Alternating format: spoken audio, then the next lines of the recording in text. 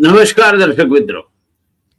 દુનિયાના દરેક દેશ પોતપોતાની અનુકૂળતા અનુસાર એકબીજા સાથે રાજદ્વારી સંબંધો નિભાવતા હોય છે.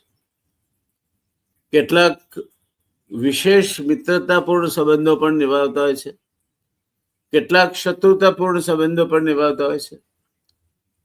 કેટલાકની વિચારસરણીઓ એકબીજા સાથે મળતી હોય છે, કેટલાકની વિચારસરણીઓ એકબીજાથી વિરુદ્ધ હોય છે.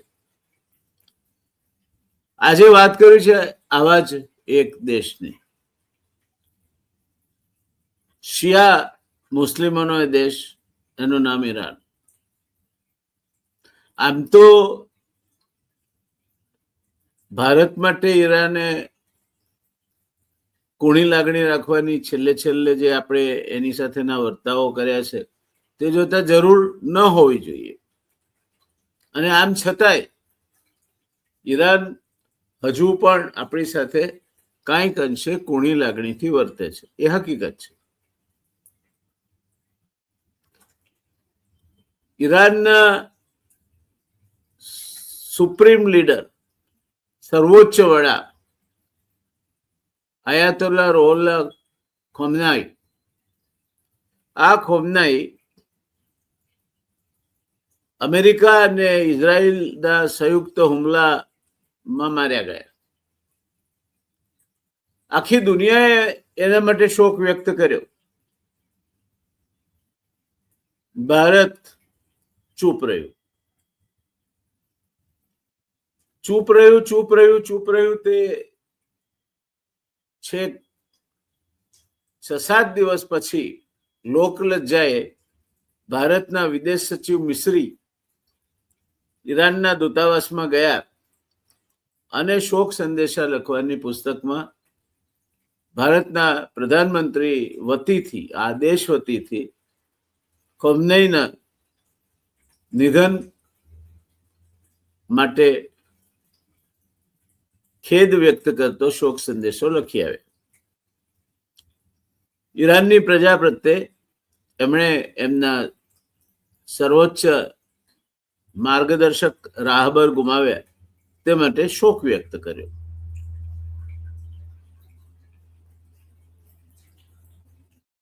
આપણે કદાચ ઇઝરાયલની શહેરમાં આવી ગયા છે.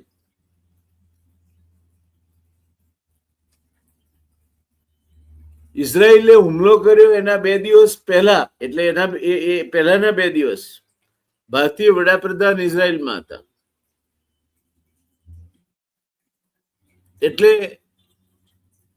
સ્વાભાવિક રીતે એક કારણ મળી રહે કે ભારતને કદાચ ઇઝરાયલે વિશ્વાસમાં લીધું હશે, આપણને ખબર નથી. અને ભારત સરકાર તરફથી આવું કઈ અધિકૃત રીતે કહેવામાં નથી આવ્યું. પણ યોગાનુયોગ ભારતના પ્રધાનમંત્રી ઇઝરાયલ ગયા હતા ને એ વખતે એક કવેળાના સમયે જવાની શું જરૂર હતી એ તો એમને ખબર હોય, કારણ કે વડાપ્રધાનની કક્ષાએ લેવાતા નિર્ણયો બાબતમાં આપણે પ્રજાના સામાન્ય માણસો સુધી જાણકારી હોતી નથી. અને એના ઉપર ટીકા ટિપ્પણી આપણે આપણી મતિ પ્રમાણે કરી શકીએ. એમની મતિ જુદી ચાલતી હોય તેવું પણ બની શકે. એટલે એક સામાન્ય ભારતીય, એક સામાન્ય માણસની મતિ તરીકે આપણે ઇઝરાયલે આપણને એવું કશું જ બંધાવી નથી દીધું. ઉલટાનું જેમનું સામૂહિક નરસંહાર કર્યો હતો હિટલરે, એ પ્રજાએ તો કરુણા વર્તવી જોઈએ દુનિયામાં. બીજા તરફ એ પ્રજા ઘાતકી પ્રજા તરીકે બહાર આવે. ગાઝામાં નરસંહાર કરે, વેસ્ટ બેંકમાં નરસંહાર કરે, 130 કરતા વધારે બાળકીઓ શિક્ષણ માટે જે સ્કૂલમાં ભણી રહી છે એ સ્કૂલને ઉડાડી દે. આવો રાક્ષસી દેશ એટલે ઇઝરાયલ. અને એનો વડાપ્રધાન બેન્જામિન નેતન્યાહુ, એ નેતન્યાહુને જેલની સજા થયેલી છે લાંચ, રૂશ્વત અને ગેરરીતિઓ બદલ. એટલે રીઢો ગુનેગાર નહીં, પણ સજા પામેલો ગુનેગાર એટલે નેતન્યાહુ છે. એવા એક સજા પામેલ વડાપ્રધાનના હાથે આપણે દોસ્તી રાખી રહ્યા છીએ. આ યુદ્ધ ઇઝરાયલનું જો પૂરું થાય તો નેતન્યાહુ જેલના હળિયા પાછળ જાય. અને એટલે નેતન્યાહુ આ ઇઝરાયલનું લડાઈ ચાલુ રહે એમાં એને રસ છે. એ પૂરું નહીં થવા દે, કારણ કે એને ખબર છે પૂરું થશે તે જેલમાં જશે. અને એને બીજી બાજુ એવો જ મનસ્વી માણસ ટ્રમ્પ મળી ગયો છે. આ બે ભેગા થઈને અત્યારે આખી દુનિયાને ધમરોળવા બેઠા છે. ત્યારે આપણે આટલા આપણા પર અન્યાયો થાય, આપણે સામાન્ય નૌકા કવાયત કરીએ, એમાં ઈરાનની નું જહાજ ભાગ લેવા આવ્યું હોય, એને અમેરિકા ટોર્પીડો મારીને ઉડાડી મૂકે. આપણે મુગા મંતરને જોયા કરીએ. અમેરિકા એમ કહી શકે કે અમે તમને રશિયા પાસેથી 30 દિવસ માટે તેલ લેવાની મંજૂરી આપીએ છીએ. મંજૂરી એટલે ભારતીય પ્રજા हम लाए हैं तूफान से कश्ती निकाल के इस देश को रखना मेरे बच्चों संभाल के. पूज्य बापू जवाहरलाल नेहरू, सरदार साहेब, मौलाना आजाद,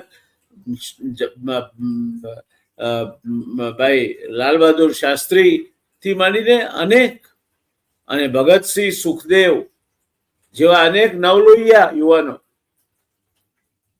સુભાષચંદ્ર બોઝ, જેમણે પોતાના બલિદાનો આપ્યા દેશને આઝાદ કરવા માટે. એ આઝાદ ભારતની સ્વતંત્રતા એક ટ્રમ્પ નામના ગુલામના ત્યાં આપણે ગીરવે મૂકી છે. કોણ છે ટ્રમ્પ?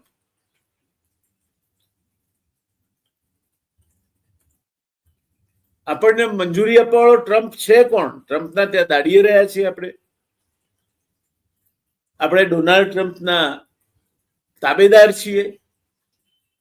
ડોનાલ્ડ ટ્રમ્પ આપણો માલિક છે. આપણે એને આપણા સર્વાધિકાર લખી આપ્યા છે, આપણે એના ગુલામ છીએ. કોણ છે કહેવા વાળો? કે અત્યાર સુધી જયશંકર રટ્યા કરતા હતા કે અમે અમારા રાષ્ટ્રીય હિતોને લક્ષ્યમાં રાખીને તેલ જ્યાંથી ખરીદવું છે ત્યાંથી ખરીદીશું. એ જયશંકર મુગા મંતર થઈ જાય. જય જય શિવ શંકર, કાંટા લગે ના કંકર, પિયાલા તેરે નામ કા પિયા. આ કઈ જાતની અમેરિકાની ગુલામી માંડી છે આપણે? દુનિયાનો સૌથી વધારે વસ્તી ધરાવતો દેશ, દુનિયાની સૌથી મોટી લોકશાહી, એક નિર્લજ્જ દેશની ગુલામી કરે. એવા કયા સંબંધો, એવા કયા તમારા ઉપર ઉપકારો છે અમેરિકાના?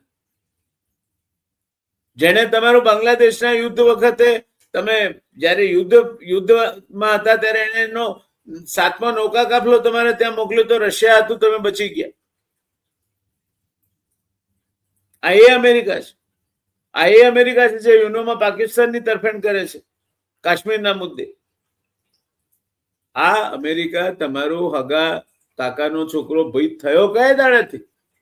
અને શું છે એવું તમારું ક્યાંક એની પાસે રહસ્ય કે ટ્રમ્પ એમ કહી શકે કે હું દારૂ તો અમુકની કેરિયર બરબાદ કરી શકું? કોણ છે ટ્રમ્પ? કોણ છે બરબાદ કરવાવાળો? ભારત આખાની 146 કરોડની 146 કરોડ પ્રજા આપણા માનનીય વડાપ્રધાનની સાથે ઉભી છે. કોણ છે ટ્રમ્પ?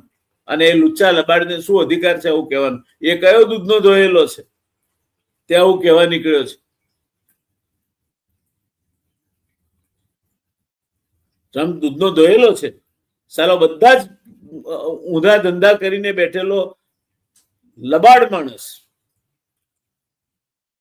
કેટલી વાર તો એને દેવાળું ફૂંક્યું છે, પૈસા ખાઈ ગયો છે લોકોના, બળાત્કારી છે, એના નામ આવ્યા છે અમુક ચોક્કસ ફાઇલમાં. ચારિત્રનો સાજો નથી, ડીલ મેકર છે. આ ટ્રમ્પ કોનો સગો થાય છે? તે આપણો થવાનો છે. શેના ટ્રમ્પથી ગભરાઈએ છીએ આપણે? એવી શું મજબૂરી છે આ દેશની કે ટ્રમ્પ એમ કહી શકે કે હું તમને કહું છું 30 દિવસ રશિયા પાસેથી તેલ લેજો? અને ઈરાન, જેણે ઐતિહાસિક રીતે આપણી સાથે સંબંધો રાખ્યા, એને એક માનવતા ખાતર આપણે શોક સંદેશો ના પાઠવી શકીએ? એટલા દબાયેલા છીએ અમેરિકા અને ઇઝરાયલના. અને કોણ છે ઇઝરાયલ? ટાંકડીના ટીચકા જેવડું દેશ.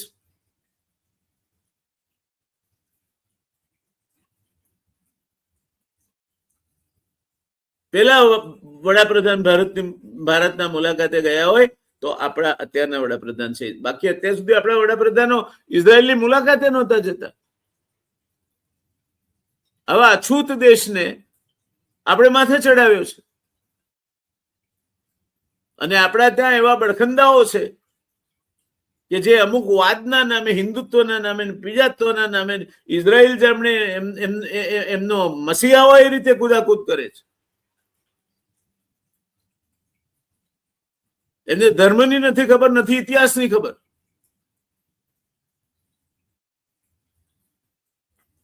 ત્યારે આ ઇઝરાયલના કારણે, આ અમેરિકાના કારણે આજે ભારતની ઇજ્જત આપણું વિશ્વ સમુદાય સામે ધૂળમાં મળી છે. આપણા વડાપ્રધાનનું એક કરતા વધારે વાર અપમાન થયું છે. એ ડોનાલ્ડ ટ્રમ્પ એમ કહી શકે કે મેં ઓપરેશન સિંદૂર મારા કહેવાથી બંધ થઈ ગયું, તમે નથી બંધ કર્યું. આ ડોનાલ્ડ ટ્રમ્પ કોણ છે કહેવા વાળો? એ ડોનાલ્ડ ટ્રમ્પ કે એટલે આપણે ચાબુહારમાંથી આપણા પૈસા મૂકીને બહાર નીકળી જવાનું. તકલીફ શું છે આપણને? તકલીફ શું છે? આપણે કેમ ડોનાલ્ડ ટ્રમ્પના દબાયેલા છીએ? કોઈ ફાઇલમાં આપણું નામ આવ્યું છે? કઈ તકલીફ છે? કઈ આપણો પગ કુંડાળામાં પડ્યો છે? કેમ દબાયેલા છે આ લુચ્ચાઓના આપણે? શું તકલીફ છે? મારા દેશના વડાપ્રધાન મારા વડાપ્રધાન છે. મારા વડાપ્રધાનનું ગૌરવ મારા દેશનું ગૌરવ છે. અને હું એક જ સત્તાને વફાદાર છું, એ મારા ત્રિરંગા ધ્વજને. એ મારી દશા, દિશા, ગતિ અને વિચાર દર્શાવે છે. એ મારું શિરક્ષેત્ર છે. વિજયી વિશ્વ તિરંગા પ્યારા, ઝંડા ઊંચા રહે હમારા. ભલે એ જુદી વાત છે આરએસએસ વાળા 52 વર્ષ કે 42 વર્ષ, 52 વર્ષ, એ 1952 સુધી આ ત્રિરંગો ઝંડો 52 વર્ષ સુધી ફરકાવતા નહોતા. એમને તકલીફ હતી. હોઈ શકે, એમના માટે બીજો દેશ હશે કદાચ, એમનો ઝંડો જુદો હશે કદાચ. હવે ફરકાવે છે. હવે મોડી ખબર પડી બા તું જ છો જ્યોતિધામ. ત્યારે આજે ઈરાન વિશે કેટલીક વાતો કરવી છે આપણે. ભારત અને ઈરાન વચ્ચેના સંબંધો માત્ર રાજદ્વારી સંબંધો નથી, પરંતુ સદીઓ જૂના સાંસ્કૃતિક અને સભ્યતાના વારસા સાથે જોડાયેલા છે. બંને દેશો વચ્ચેના સંબંધો ઇતિહાસ, વેપાર અને વ્યૂહાત્મક ભાગીદારીના વિવિધ તબક્કાઓમાંથી પસાર થયા છે. ભારત ઈરાન સંબંધોના ઇતિહાસ અને વર્તમાન પર દર્શક મિત્રો આપણે આજે એક નજર નાખવી છે. અને ફરી એકવાર મારે તમને કહેવું છે કે મારી પાસે ગોપાલ ઇટાલિયાએ આમ કહ્યું, હર્ષ સંઘવીએ આમ કહ્યું, આ કહેતા માટેનો મારી ચેનલ પાસે સમય નથી. એ બેમાંથી એકે એટલા બધા સમયને લાયક નથી. એક યુનિફોર્મમાં ગૃહમંત્રી પર જોડો ફેંકે અને એક ફટાકડા ફોડીને કાયદાનો ભંગ કરે, અને એ ગૃહમંત્રી જે પોલીસના અધિકારીના પટા ઉતરાવી નાખે.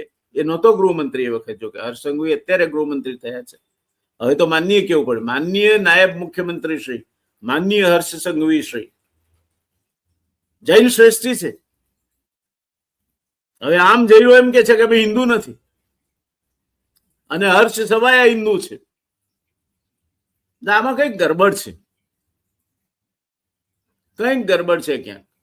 એટલે હર્ષ સંઘવી અને એ જ રીતે ગોપાલ ઇટાલિયા પાસે મારી ચેનલ પાસે સમય નથી. લોકોના પ્રશ્નો, સાચી માહિતી એ લોકો સામે મૂકવા માટેનો સમય છે. અમે કોઈની પાસેથી પૈસા લેતા નથી, જાહેરાતો લેતા નથી, ધંધો કરતા નથી. માત્ર માહિતી, સાચી તટસ્થ માહિતી આપવાનું કામ કરીએ છીએ. આ જ ચેનલે ગઈકાલે કહ્યું હતું કે 2 જહાજ ગેસના ટેન્કર પસાર થઈ ગયા છે હોર્મુઝમાંથી, અને 2 દિવસમાં ગેસની તંગી ધીરે ધીરે હળવી થવા માંડશે. રાષ્ટ્રહિતમાં તું કયું છે? સરકારના વિરુદ્ધ કેવું એવું જરૂરી અમે ગણતા નથી.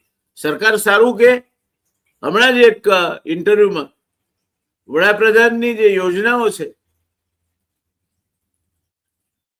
અથવા રાજ્ય સરકારની જે યોજનાઓ છે એ ભારતીય જનતા પાર્ટીના જ એક હોદ્દેદારને લઈને અમે એ કઈ રીતે ઉપયોગી છે સામાન્ય માણસને માંદો પડ્યો હોય તો એનો કાર્યક્રમ કર્યો છે.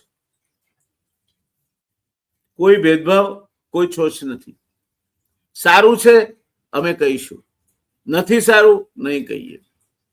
વ્યક્તિઓ માટે કોઈ જગ્યા નથી, હોદ્દાઓ માટે જગ્યા છે. હા, મારા વડાપ્રધાન છે.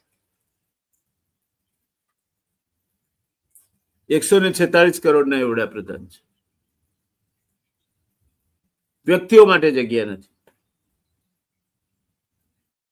ત્યારે ભારત અને ઈરાન, જેને પહેલાના સમયમાં પર્શિયા કહેતા, વચ્ચેના સંબંધો સિંધુ ખીણની સભ્યતાના સમયથી છે. સાંસ્કૃતિક જોડાણ એ મધ્યકાલીન સમયમાં પર્શિયન ભાષા ભારતમાં વહીવટી અને સાહિત્યિક ભાષા હતી. ભારતમાં પર્શિયનમાં વહીવટ ચાલતો, સાહિત્યની ભાષા પર્શિયન હતી. પર્શિયનના વિદ્વાનો હતા અને બધા હિન્દુઓ જ, અરે બધા મુસ્લિમ ધર્મ પાળતા હતા એવું નહીં. પર્શિયનના વિદ્વાનો એ નાગરો પણ હતા, બ્રાહ્મણો પણ હતા, વણિકો પણ હતા.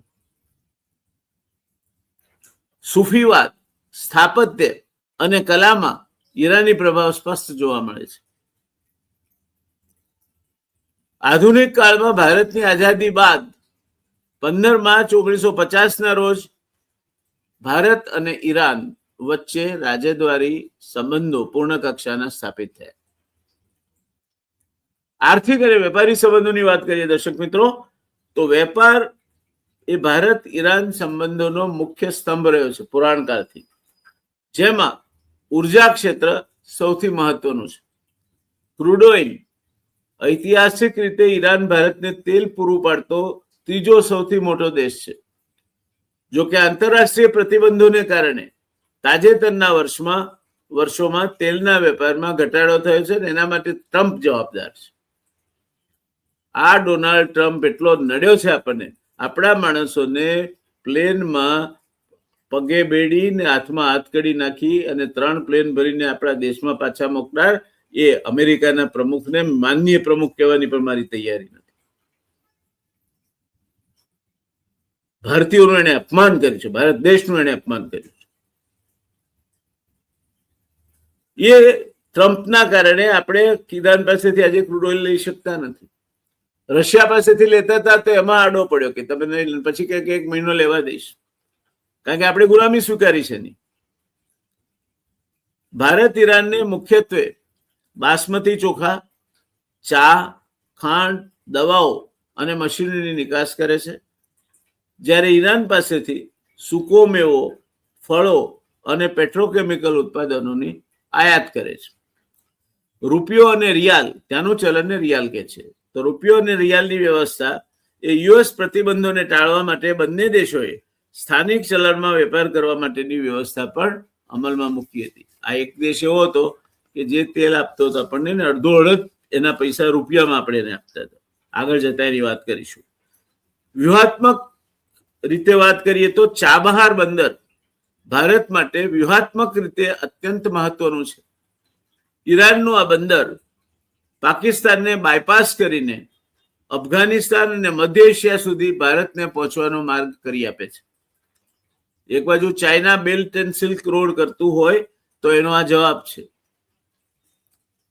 પાકિસ્તાનનું ગદર જે બંદર છે કરાચીથી આગળનું, એ ચીન ચલાવે છે, ચીનના તાબામાં છે. આપણી ચારે બાજુ ચીન છે. શ્રીલંકામાં હમ્બનટોટા, માલદીવ્સમાં, ત્યાર પછી ચિત્તગોંગ, એમ આખા ભારતની ચારે બાજુ ચીનના સમુદ્રી બેડાઓ છે. ત્યારે તાજેતરના અહેવાલો મુજબ 2026ના કેન્દ્રીય બજેટમાં ચાબહાર પ્રોજેક્ટ માટેની ફાળવણીમાં ફેરફાર જોવા મળે છે અગાઉ ભારતે તેના 10 વર્ષના કરાર મુજબ મોટાભાગની રકમ ચૂકવી દીધી હોવાથી નવા બજેટમાં નવી ફાળવણી મર્યાદિત રહી છે. અમેરિકાના દબાણ હેઠળ ભારત તાજેતરમાં જ આ પ્રોજેક્ટમાંથી ખસી ગયું છે. પૈસા આપ્યા પછી, અબજો રૂપિયા આપ્યા પછી ભારતને નીકળી જવું પડ્યું આ પ્રોજેક્ટમાં. ભારત માટે આ પ્રોજેક્ટ આટલો અગત્યનો હોવા છતાં પણ. Railway project. Chabahar Zahedan railway line દ્વારા ભારત મધ્ય એશિયાના બજારો સાથે સીધું જોડાવા માંગે છે. તે પ્રોજેક્ટ પણ અભરાઈએ ચડી ગયો છે. તાજેતરની પરિસ્થિતિની વાત કરીએ તો વર્ષ 25-26માં પશ્ચિમ એશિયાની ભૌગોલિક સ્થિતિમાં મોટા ફેરફારો આવ્યા છે. ઈરાન અને ઇઝરાયલ વચ્ચે વધતા તણાવને કારણે ભારત માટે રાજદ્વારી સંતુલન જાળવવું મુશ્કેલ બન્યું છે. હોર્મુઝની સામુદ્ર ધુનીમાં આ ગોદી મીડિયાવાળાને હોર્મુઝ સ્ટ્રેટ બોલતા નથી આવતું. હોર્મુઝ સ્ટેટ બોલે, સ્ટેટ. ઘણા ગોદી મીડિયાવાળા હોર્મુઝ સ્ટેટ બોલે છે. એમના મનમાં હોર્મુઝ નામનું એક જુદું રાજ્ય છે એવું નથી. 35 કિલોમીટરની પહોળી એક દરિયાઈ પટ્ટી છે. એને ગુજરાતીમાં સ્ટ્રેટનું ગુજરાતી થાય સામુદ્ર ધુની.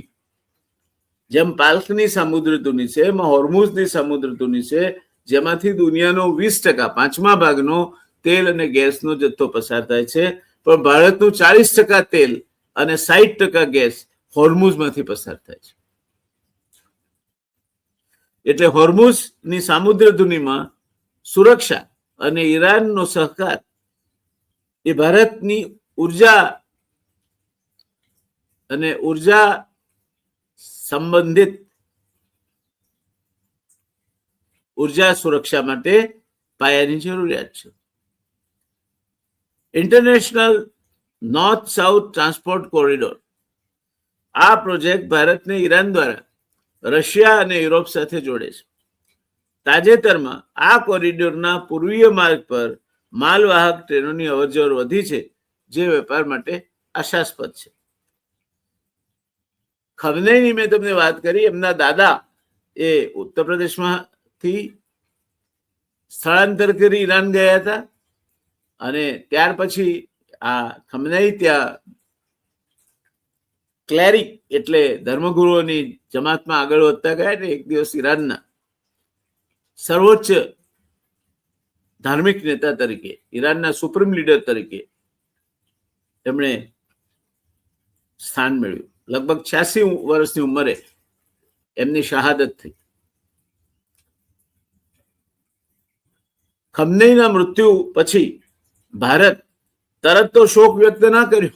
ઇઝરાયલ બીક લાગતી હતી ઇઝરાયલની. અમેરિકા શું કહેશે, ઇઝરાયલ શું કહેશે, એટલે આપણે શોક પણ વ્યક્ત ના કર્યો.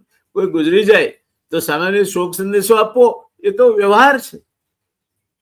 પણ આટલા સંબંધો હોવા છતાં ભારત એવું આમ બેસી ગયું હતું કે શોક પણ વ્યક્ત ના કર્યો.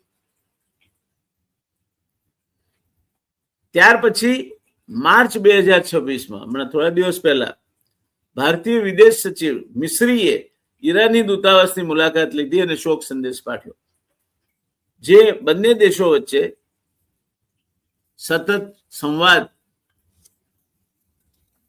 ચાલુ રહેશે તે માટેનું સિગ્નલ છે અથવા તો સૂચન છે, સૂચવે છે. આમ ભારત અને ઈરાન વચ્ચેના સંબંધો ભૂ રાજકીય દબાણો અને આંતરરાષ્ટ્રીય પ્રતિબંધોને કારણે પડકારજનક રહ્યા છે. છેલ્લા કેટલાક સમયથી અમેરિકા એનું વિલન રહ્યું છે, ઇઝરાયલ એનું વિલન રહ્યું છે. આપણને નડતા રહ્યા છે, આપતા કશું નથી, નડતા ચોક્કસ રહ્યા છે. પરંતુ વ્યૂહાત્મક અને આર્થિક જરૂરિયાતો બંને દેશોને એકબીજાની નજદીક રાખે છે. ભારતની વ્યૂહાત્મક સ્વાયત્તતા, સ્ટ્રેટેજિક ઓટોનોમી જાળવવામાં ઈરાન સાથેની મિત્રતા મહત્વની ભૂમિકા ભજવે છે. ભારત ઈરાન તેલ વેપાર પ્રતિબંધો, પડકારો અને વર્તમાન સ્થિતિ. હવે ધ્યાન દઈને સાંભળજો દોસ્તો. 2012થી 2019ના કાળખંડમાં ભારત ઈરાન પાસેથી ક્રૂડ ઓઇલ આયાત કરતું હતું. જેમ અત્યારે ડોનાલ્ડ ટ્રમ્પ રશિયા પાસેથી એક ટીપું પણ ક્રૂડ ઓઇલ ના લો એવું ફરમાન બહાર પાડે છે, બરાબર તેવું જ તે સમયે અમેરિકાએ પણ એમના એ વખતના પ્રમુખે ઈરાન પર પ્રતિબંધો નાખીને ભારતને ઈરાન પાસેથી ક્રૂડ ઓઇલ લેતું બંધ કર્યું હતું. એટલે અમેરિકા તો નડતું જ આવ્યું છે આપણને. અમેરિકા આપણને કેટલું નડી ગયું તેનો ખ્યાલ કેટલીક બાબતો પર અછડથી નજર નાખવાથી આવશે. 2019ના મધ્યથી ભારતે ઈરાન પાસેથી મોટા પાયે થતી ક્રૂડ ઓઇલની આયાત થંભાવી દીધી, જેથી અમેરિકા દ્વારા મુકાયેલા પ્રતિબંધો અનુરૂપ ભારત વર્તી શકે.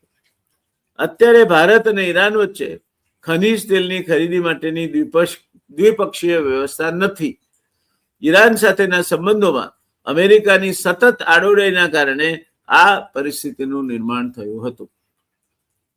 ઐતિહાસિક પરિપ્રેક્ષ્ય જોઈએ તો દોસ્તો 2000 થી 2019, 2012 થી 2019 આ કાળખંડમાં ભારત ઈરાન પાસેથી મોટા પાયે ક્રૂડ ઓઇલની આયાત કરતું હતું.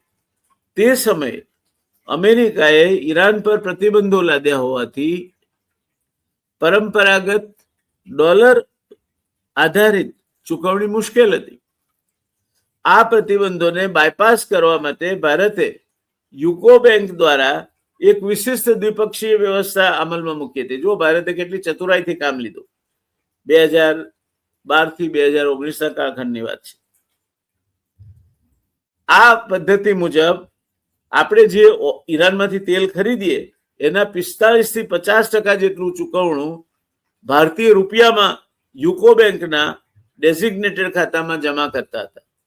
ઈરાન આ જમા રૂપિયાનો ઉપયોગ ભારતમાંથી ફળ, કેમિકલ્સ અને ચોખા જેવી વસ્તુઓ આયાત કરવા માટે કરતો હતો. એટલે બંનેને ફાયદો હતો. ઈરાન દ્વારા આ સવલતો જે અપાતી હતી એના કારણોમાં જઈએ તો ભારત ઈરાન પાસેથી તેલ ખરીદવાનું પસંદ કરતું હતું, કારણ કે ઈરાન અત્યંત આકર્ષક પ્રોત્સાહનો આપતું હતું. પ્રોત્સાહન નંબર 1, ડિસ્કાઉન્ટ. આંતરરાષ્ટ્રીય કિંમતોમાં અંદાજે 12 થી 20%, લગભગ $12 પ્રતિ બેરલ જેટલું ડિસ્કાઉન્ટ. એટલે આંતરરાષ્ટ્રીય બજારમાં $60 ભાવ ચાલતો હોય તો આપણને $48 મળે. 12%, $20 ડિસ્કાઉન્ટ મળે આપણને. Credit period. અન્ય સપ્લાયર્સના 30 દિવસના બદલે આપણને 60 દિવસ ઉધારી, 60 દિવસે ચૂકવણી કરવાની ઈરાને આપણને સવલત આપી હતી. ઈરાન પોતાના જહાજો ફ્રી અથવા ફ્લેક્સિબલ શિપિંગ અને ઇન્સ્યોરન્સ, એટલે વીમો ઈરાન ભોગવે અને પોતાના જહાજમાં શિપિંગ કરે, એટલે ટ્રાન્સપોર્ટ પર ઈરાન તમને ફ્રીમાં કરી આપે, મફત કરી આપતું હતું. આ વ્યવસ્થાને કારણે યુકો બેંકના ખાતામાં 60,000 કરોડ જેટલી રકમ જમા થઈ અને આશરે 13,000 થી 14,000 કરોડ વ્યાજ મુક્ત ડિપોઝિટ જમા થઈ હતી. કેટલો ફાયદો થયો ભારતને? એક તો 20% ઓઇલ સસ્તું પડે, ક્રૂડ ઓઇલ સસ્તું પડે, ટ્રાન્સપોર્ટ ચાર્જ નહીં, વીમો ઈરાન ભોગવે અને તમને બજાર ભાવમાં ડિસ્કાઉન્ટ આપે. આ બધું આપણે અમેરિકાના પાપે જતું કરવું પડ્યું. 2019 પછીનો ઘટનાક્રમ બદલાયો. 2019ના મધ્યમાં અમેરિકાએ પ્રતિબંધો વધુ કડક બનાવતા ભારતે ઈરાન પાસેથી તેલની આયાત થંભાવી દીધી. જી હુજુર, આપ કહો છો તો બંધ, ભલે અમને નુકસાન જાય. પરિણામે બંને દેશો વચ્ચેનો દ્વિપક્ષીય વેપાર જે અગાઉ ઘણો વધારે હતો તે 2024-25ના આંકડા મુજબ ઘટીને માત્ર $1.7 અબજ રહ્યો. અત્યારે ભારત અને ઈરાન વચ્ચે ખનીજ તેલની ખરીદી માટે કોઈ સક્રિય દ્વિપક્ષીય વ્યવસ્થા નથી. વર્તમાન પરિસ્થિતિની વાત કરીએ દોસ્તો, 2024 થી 2026ની વાત કરીએ. તાજેતરના અમેરિકા ઇઝરાયલ ઈરાન યુદ્ધ અને સંઘર્ષના કારણે સ્થિતિ વધુ વણસી છે. આ વૈશ્વિક અસ્થિરતાની ભારત પર સીધી અસર પડી છે. મોંઘું તેલ, ગલ્ફ સપ્લાયમાં વિક્ષેપ અને સ્ટ્રેટ ઓફ હોર્મુઝની અડચણોને કારણે તેલની કિંમતોમાં પ્રતિ બેરલ $10નો વધારો થયો છે. પ્રતિ બેરલ $10નો વધારો થયો છે, જેથી ભારતમાં 0.2 થી 0.25% જેટલો ફુગાવો વધવાની શક્યતાઓ ઊભી થઈ છે. આપણે ત્યાં ભાવ વધારો થશે. ઈરાન સંઘર્ષને કારણે તેલના સપ્લાયમાં અછત ન સર્જાય તે માટે અમેરિકાએ ભારતને રશિયન તેલ ખરીદવા માટે 30 દિવસની અસ્થાયી મુક્તિ આપી છે. આપણા શેઠ, અમેરિકા શેઠ ટ્રમ્પ શેઠે કહ્યું કે જાઓ માફ કરી દે, રશિયા પાસે કરો, ખરીદી લો, વાંધો નહીં, ઈરાન પાસે જ નહીં લે, રૂપિયામાં આપે છે ને, નહીં જોઈએ. આમ 2019 પહેલા જે ઈરાન ભારત માટે તેલનો સૌથી સરળ, સસ્તો અને સલામત સ્ત્રોત હતો તે અમેરિકાને પાપે એની આડોડાઈ અને વૈશ્વિક પ્રતિબંધો જે એને મૂક્યા એને કારણે એક પડકારરૂપ વિકલ્પ બની ગયો.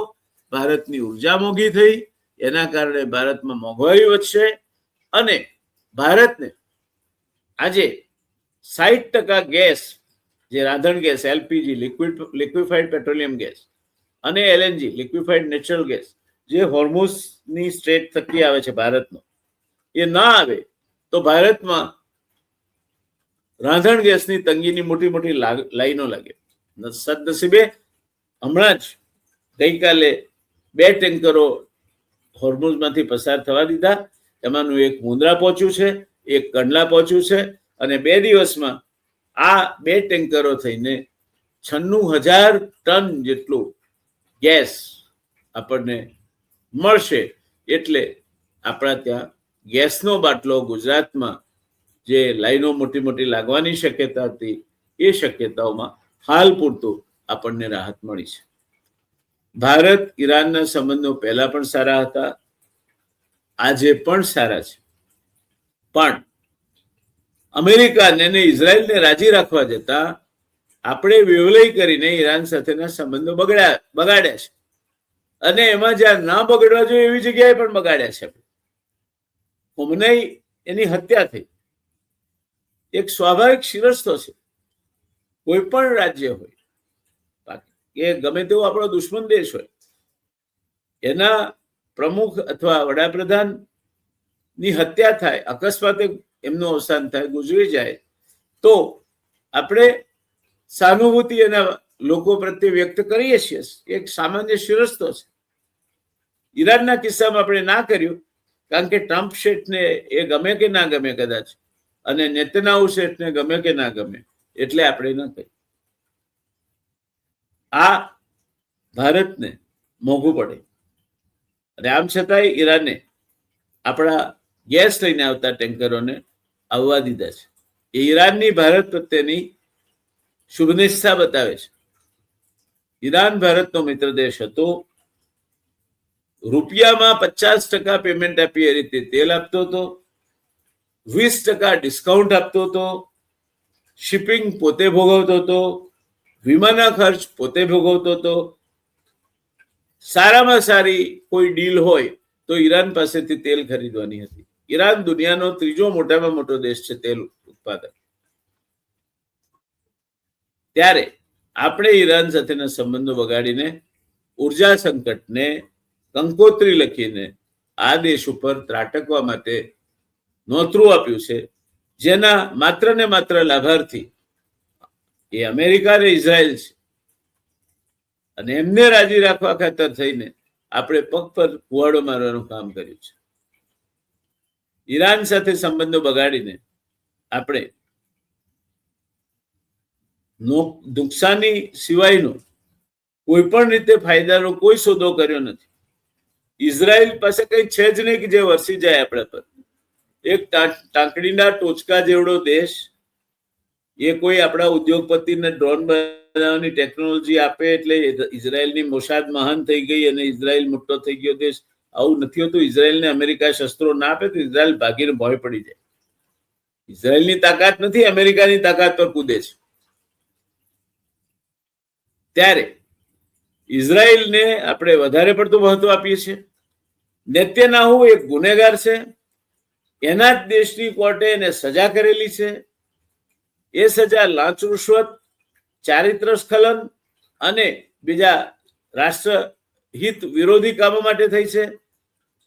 અત્યારે વોર ચાલે છે, યુદ્ધ છે, માટે એ વડાપ્રધાન તરીકે ચાલુ રહ્યો છે. જે દિવસે યુદ્ધ પૂરું થશે એ દિવસે નેતન્યાહુ માટે એક જગ્યા નક્કી છે, એ જગ્યા મહેલ નહીં હોય, જેલ હશે. ટ્રમ્પ અમેરિકામાં કડવો થતો ચાલ્યો છે. એને પહેલા ભારત પર ટેરિફ નાખ્યા, ત્યાર પછી આપણા લોકોને એક નાનકડો દેશ કોલંબિયા, એના વડાપ્રધાન, એના પ્રમુખે ટ્રમ્પને મોઢા પર અડબોથ મારીને કહી દીધું કે શરાબ, ચૂપ થઈ જા, મારા દેશના નાગરિકોને જો બેડી નાખી છે તો ખાધાનું તોડી નાખીશ તારું, મારું પ્લેન મોકલીને મારા નાગરિકોને બોલાવી લઈશ. કોલંબિયાના નાગરિકોને લેવા કોલંબિયાના પ્રમુખનું પ્લેન આવ્યું ને કોલંબિયાના નાગરિકો કોલંબિયા પહોંચ્યા. મેક્સિકોના નાગરિકોને મેક્સિકોએ પોતાના ઘર સુધી એમના ઘર સુધી પહોંચાડ્યા. આપણા નાગરિકોને લઈને 3 વિમાનો આવ્યા. એમને એવું પણ કહેવાય છે કે ફ્લાઇટ દરમિયાન એમને બીપ પણ આપવામાં આવ્યું, પગમાં બેડીઓ નાખવામાં આવી, હાથમાં પગમાં બેડીઓ નાખવામાં આવી, હાથમાં હથકડી નાખવામાં આવી. અને યુદ્ધના કેદીઓ હોય ને આપણો વિદેશ મંત્રી પાછો ડાઈમાનો દીકરો એમ કે આ રીતે ડિપોર્ટ કરે તો આ રીતે, અરે શેના આ રીતે થાય ડિપોર્ટ? કેમ કોલંબિયાના પ્રમુખને બોલતા આવડ્યું, તમને નતું આવડ્યું? તમારામાં કરોડરજ્જુ છે કે નથી? આજે H1B વિઝા ઉપર જે ભારતીયો છે ત્યાં એ અધર શ્વાસે જીવે છે. કોઈની આવતીકાલ શું હશે કોઈને ખબર નથી. અમેરિકાની આડોડાઈએ ભારતને ખૂબ મોટા નુકસાનો કર્યા છે. એ ક્યારેય ભારતના કામમાં આવી નથી. બાંગ્લાદેશના યુદ્ધ વખતે નિક્સને એનો 7મો નૌકા કાફલો બંગાળના ઉપસાગરમાં મોકલ્યો તો લડવા માટે. રશિયાએ આપણને મદદ કરી. અને ધન્ય છે આપણા બહાદુર જવાન સૈન્યને, જે જગજીતસિંહ અરોરા અને ફિલ્ડ માર્શલ સામ માનેકશાના નેતૃત્વ હેઠળ જેણે રેકોર્ડ ટાઈમમાં પૂર્વ પાકિસ્તાન નકશા પરથી ભૂસી નાખીને બાંગ્લાદેશનું સર્જન કર્યું. ત્યારે ઈરાન સાથેના આપણા સંબંધો સિંધુ સંસ્કૃતિ જ્યારથી ચાલી આવી ત્યારથી ચાલી આવે છે, આજકાલના નથી. એ સંબંધો આપણને અનુકૂળ હતા. આ સંબંધો ઉપર છીણી મારવાનું કામ ડોનાલ્ડ ટ્રમ્પ અને નેતન્યાહુ નામના 2 જગતના જાણીતા અને રીઢા ગુનેગારોએ કર્યું છે. આપણે એની સામે બોલી શકતા નથી અને પરિણામે એના ફળ ભોગવીએ છીએ. આશા રાખીએ આમાંથી કંઈક રસ્તો નીકળે, આપણને આપણી ઉર્જા મળતી થાય, તેલ અને ગેસ માટે આ દેશને ટળવળવું ન પડે, તે સ્થિતિનું નિર્માણ થાય તેવું ઈચ્છીએ. સરકાર આ માટે જે કંઈ કરવું પડતું હશે કરી રહી છે, એમાં આપણને વિશ્વાસ છે. અને આ પ્રકારની જ્યારે દેશમાં કટોકટી ઊભી થાય ત્યારે આપણી સહાનુભૂતિ, ભારત સરકારે જે ભૂલો કરી હોય અગાઉ એ બધી બાજુ પર મૂકીને અત્યારે એની ચર્ચા કરવાનો સમય નથી. આપણે ભારત સરકાર જે કંઈ કરે તેની સાથે સંપૂર્ણપણે આપણે પૂરી પ્રતિબદ્ધતાથી આખા દેશે ઉભા રહેવાનું છે. આ વાત સાથે આજની વાતને હું વિરામ તરફ દોરી જાઉં છું. ફરી કહું છું કે લોકરંજક વાતો માટે રિયલ ડિબેટ જોવાની ટેવ પાડશો નહીં. ઇટાલિયાએ જોડો ક્યાં ફેંક્યો,